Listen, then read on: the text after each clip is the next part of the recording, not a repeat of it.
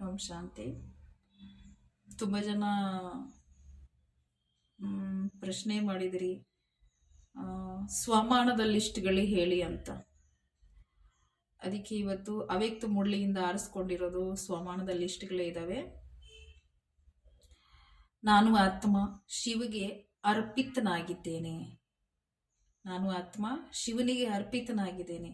ನಾನು ಸದಾ ನಿರ್ವಿಕಲ್ಪ ಆತ್ಮನಾಗಿದ್ದೇನೆ.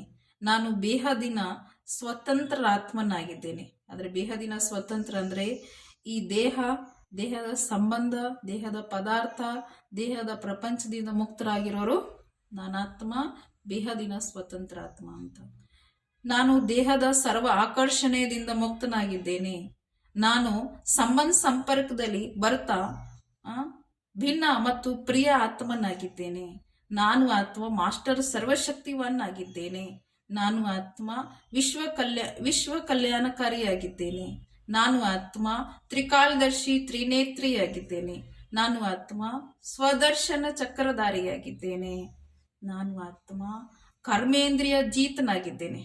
ಅಂದರೆ ಕರ್ಮೇಂದ್ರಿಯ ಮೇಲೆ ಗೆಲ್ಲೋರು. ನಾನು ಆತ್ಮ ಲೈಟ್ ಹೌಸ್ ಮೈಟ್ ಹೌಸ್ ಆಗಿದ್ದೇನೆ. ಲೈಟ್ ಹೌಸ್ ಮೈಟ್ ಹೌಸ್ ಅಂದರೆ ಲೈಟ್ ಹೌಸ್ ಅಂದರೆ ಬೆಳಕಿನ ಸ್ವರೂಪ, ಮೈಟ್ ಹೌಸ್ ಅಂದರೆ ಶಕ್ತಿ ರೂಪ. ನಾನು ಆತ್ಮ ಅಶರೀರಿ ಆಗಿದ್ದೇನೆ. ಅಶರೀರಿ ಅಂದರೆ ದೇಹದಿಂದ ಭಿನ್ನವಾದ ಅವಸ್ಥೆ. ನಾನು ವರದಾನಿ ಮೂರ್ತಿ ಆಗಿದ್ದೇನೆ. ವರದಾನಿ ಮೂರ್ತಿ ಅಂದರೆ ದೇವತೆ ಸ್ವರೂಪದ ಅವಸ್ಥೆ, ಎಲ್ಲರಿಗೂ ವರ ಕೊಡೋರು. ನಾನು ಪರಿಶ್ರಮದಿಂದ ಮುಕ್ತ ಸಹಜಯೋಗಿ ಆತ್ಮನಾಗಿದ್ದೇನೆ. ನಾನು ಆತ್ಮ ಇಚ್ಛಾ ಮಾತ್ರ ಅವಿದ್ಯೆ ಅಂದ್ರೆ ಯಾವುದಾದ್ರೂ ಇಚ್ಛೆ ಇಲ್ದಿರ ಸಂತುಷ್ಟ ಆತ್ಮ ಅಂತ ಅರ್ಥ.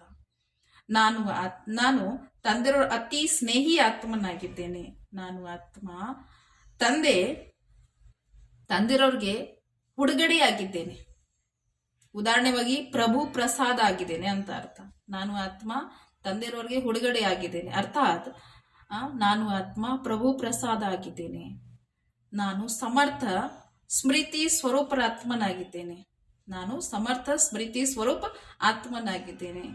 ನಾನು ತಂದೆಯ ಹೃದಯದಲ್ಲಿ ಅಡಗಿರೋದು ಆತ್ಮನಾಗಿದ್ದೇನೆ.